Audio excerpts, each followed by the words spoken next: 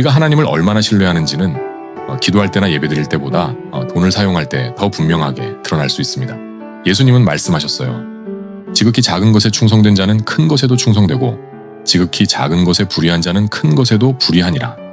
이 말씀은 흔히 큰 일을 맡기 전에 작은 일부터 충실해야 한다는 의미로 사용되죠. 물론 맞는 말씀이에요.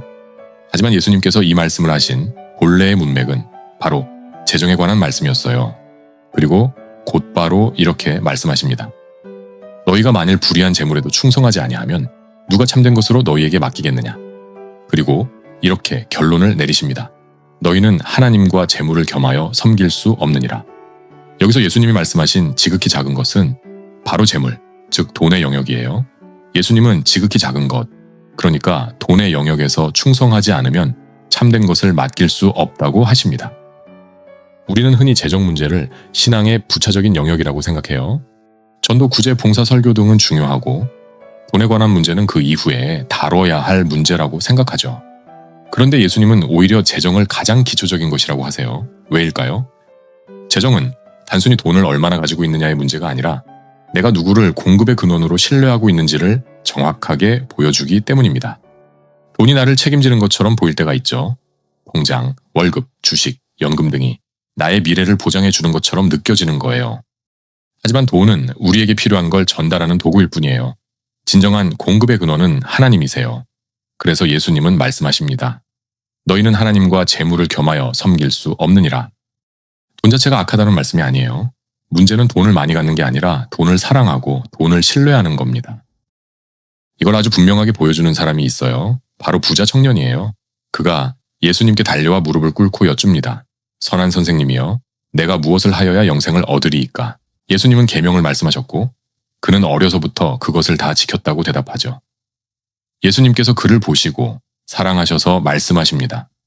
내게 아직도 한 가지 부족한 것이 있으니 가서 내게 있는 것을 다 팔아 가난한 자들에게 주라. 그리하면 하늘에서 보화가 내게 있으리라. 그리고 와서 나를 따르라. 그러자 그는 슬픈 기색을 띠고 근심하며 떠나가요. 왜 그랬을까요? 그에게 돈이 많았기 때문만은 아니에요. 그 많은 돈이 그의 마음을 붙잡고 있었기 때문입니다. 예수님은 그에게 돈을 미워하라고 하신 게 아니라 돈에 대한 신뢰를 내려놓고 하나님을 신뢰하라고 하신 거예요. 그렇다면 삭개오는 어떤가요? 예수님은 삭개오에게 그가 가진 재산을 모두 팔라고 말씀하지 않으셨어요. 하지만 삭개오 스스로 선언합니다. 주여, 보시옵소서. 내 소유의 절반을 가난한 자들에게 주겠사오며 만일 누구의 것을 속여 빼앗은 일이 있으면 내 갑절이나 갚겠나이다. 어떤 차이가 있나요? 돈의 액수가 아니었어요. 돈과 하나님 사이에서 누가 주인인가가 달랐던 겁니다. 부자 청년에게는 돈이 하나님보다 더 큰 자리를 차지하고 있었지만 삭개오에게는 예수님을 만난 순간 돈의 자리가 바뀌었어요. 이것이 바로 재정의 문제입니다. 돈은 우리 삶에 필요한 중요한 도구죠. 하지만 돈이 우리의 주인이 되어서는 안 됩니다. 중요한 건 이거예요. 나는 돈을 얼마나 가지고 있는가가 아니라 나는 돈을 누구의 것으로 보고 있는가입니다. 그리고 더 중요한 질문은 나는 돈을 신뢰하고 있는가, 하나님을 신뢰하고 있는가입니다. 지극히 작은 것인 돈에 대해 하나님을 신뢰할 수 없다면 다른 모든 영역에서도 하나님을 온전히 신뢰할 수 없어요. 그래서 돈은 우리에게 아주 중요한 리트머스 시험지와 같아요. 그러니까 내가 하나님을 정말 신뢰하는지 알고 싶다면 재정의 영역을 한번 돌아보세요. 나는 돈을 의지하고 있는가?